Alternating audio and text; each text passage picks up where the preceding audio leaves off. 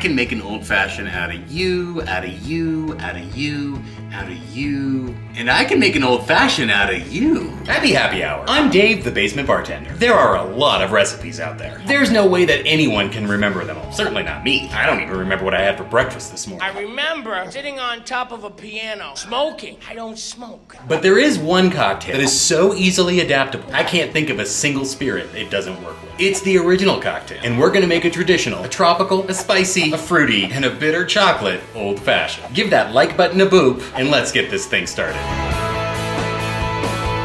So before we get too far into things, I've gotta ask, widescreen or tall format? Because on one hand, I have so much space for activities, but on the other hand, I have to turn my phone. Let me know in the comments. The old fashioned is considered by most to be the first cocktail recipe. It gets its name from people ordering their drink in the old fashioned way. At its core, it's composed of a spirit, bitters, sugar, and water. Along the way, muddling fruit became a regular component, and of course a garnish. So I'm gonna take that basic structure, spirit, bitters, sugar, maybe muddled fruit, and water, and make 5 completely different old fashions. With 5 very different spirits, 5 different sugar elements, 5 different bittering agents, 5 different garnishes, with only 1 type of water. But I'm gonna shape it 5 different ways. First up is the traditional old fashioned. I like to build this in a single rocks glass. Start with an orange slice, 3 dashes of aromatic bitters, and about 1/3 an ounce of rich Demerara syrup. Demerara sugar is less processed than refined white sugar, which leaves some of the molasses, giving it both a light brown color and a rich caramel toffee flavor. Rich syrup just means that it's a 2-to-1 sugar to water ratio instead of equal parts like a simple syrup. Lightly muddle this to release the juice from the orange as well as some of the oils from the citrus peel. Add a large clear ice sphere and 2.5 ounces of either rye or bourbon whiskey. Rye will bring out some spicier notes, and bourbon will bring out sweeter tones like cherry and vanilla. I'm a bourbon fan, so I'm gonna use Buffalo Trace. Give it about 15 revolutions to melt the ice and combine everything. So let's talk about ice.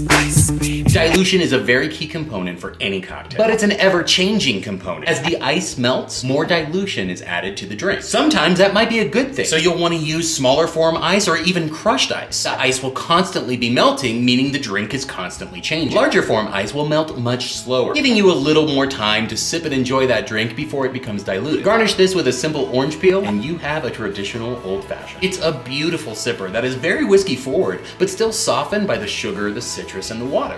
And of course, the bitters add a nice complexity to it. All right, with the traditional out of the way, let's see how we can tinker with this. So using the same approach and very similar ratios, I'm gonna do something a little more tropical with rum. I'll start with a couple of lime wheels in a more fun-shaped glass. Add some orange bitters, a 1/2 ounce of orgeat, which is an almond syrup. You can make a simplified orgeat yourself by following a recipe of equal parts sugar to a high-quality almond milk. And add a little bit of orange blossom water at the end to finish it off. Muddle. Add 2.5 ounces of an aged rum. I'm using Bounty's spiced rum from the Dominican Republic. Add some crushed ice. Since this is more tropical with big, strong flavors, the additional dilution from the crushed ice will help balance everything and keep one flavor from overpowering any of the others. And stir. Garnish with some pineapple and a pretty umbrella. And we have a tropical old fashioned. There's a lot more going on here, but really nice sweetness and fruity notes with complexity coming from the spiced rum. It's really refreshing and really tasty. Now for something completely different. On to a spicier. So my buddy Matt over at The Whiskey Nerd. Is he my buddy? I've never even talked to the man outside of YouTube comments. So this complete stranger with a YouTube channel called The Whiskey Nerd recently made the best Irish coffee with the secret ingredient being a stout sugar syrup. Damn it, I just ruined his secret ingredient. Now he's never gonna be my buddy. It got me thinking, why stop with a stout? I heat up 11 ounces of a dry mead, which is a fermented honey wine, until it reduced down to about 8.5 ounces. I added 8 ounces by weight of granulated sugar. To be honest, I wanted to add 8 ounces of honey, but I was multitasking, got distracted, and sugar found its way into the pot. And let this sit with 2 tablespoons of red pepper flakes. After about 15 minutes, I strained and bottled for what I'm calling a spicy mead nerd syrup. Start the cocktail by rimming a glass with grapefruit and chili powder. Add a slice of grapefruit, 1/4 ounce of the spicy mead nerd syrup, and 1/3 of an ounce of a spicy jalapeno and ginger firehouse shrub. Shrubs are vinegar based and a great way to add flavors with a little bit of tang. This particular shrub, from a local to me Colorado artisan, doesn't contain any sugar, so it's a surprisingly good substitute for bitters. Muddle. Add a few medium-sized cubes and 2.5 ounces of a smoky Oaxacan mezcal. I'm using 400 coñejos. Mezcal is a spirit made from agave in Mexico, similar to tequila. In fact, technically, tequila is a mezcal. It's just made from a very specific type of agave in a very specific region of Mexico. It's kind of like all bourbons are whiskey, but not all whiskeys are bourbon. It's a marketing thing. And we have a caliente old fashioned. I love the smokiness from the mezcal, enhanced by the fire of the chile, with a really interesting sweetness from that meat nerd syrup. Thanks for the idea, Whiskey Nerd. For those who like sweeter sweeter, fruitier beverages? Let's do a vodka version. Vodka is a neutral spirit. One of the traits of a very high quality vodka is it won't taste like anything. I'm using Kirkland vodka from Costco because it's $12 for 1.5 liters.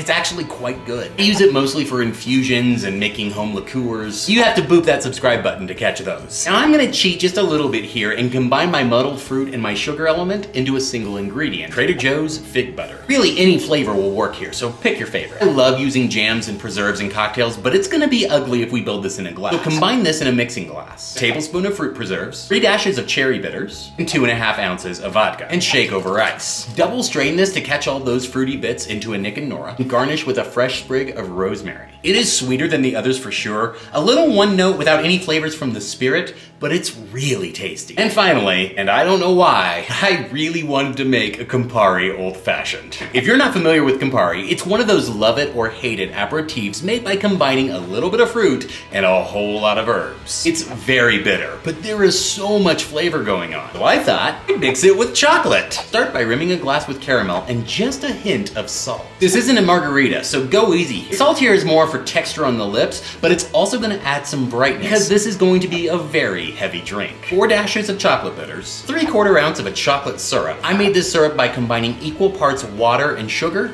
and then about 1/3 of a part of cocoa powder. And a mixture of 1 ounce Campari and 1.5 ounces of Kettle One's peach and orange blossom infused vodka. Again, I'm cheating a little bit here by using the infused vodka to add some fruity floral tones, in addition to using a cacao nib infused Campari. I combined 200 grams of cocoa nibs with 17 fluid ounces of Campari and let that sit in a dark room for 2 weeks. The nibs soften the harsh bitterness without taking away from the complexity of flavors. It's really nice, but it's still quite bitter. Add a large cube of ice, give it a few revolutions. Oh my God, this is so decadent. There is so much going on. This is my new favorite thing. You've gotta like bitter, but the chocolate does a really nice job of toning things down. The salted caramel and the peach orange blossom vodka do a great job of brightening things up. Yeah, you boop the share button so this gets sent around the interwebs. I'm just gonna drink this. Please drink responsibly. We'll see you next time. God, this is good. Seriously, wide or tall?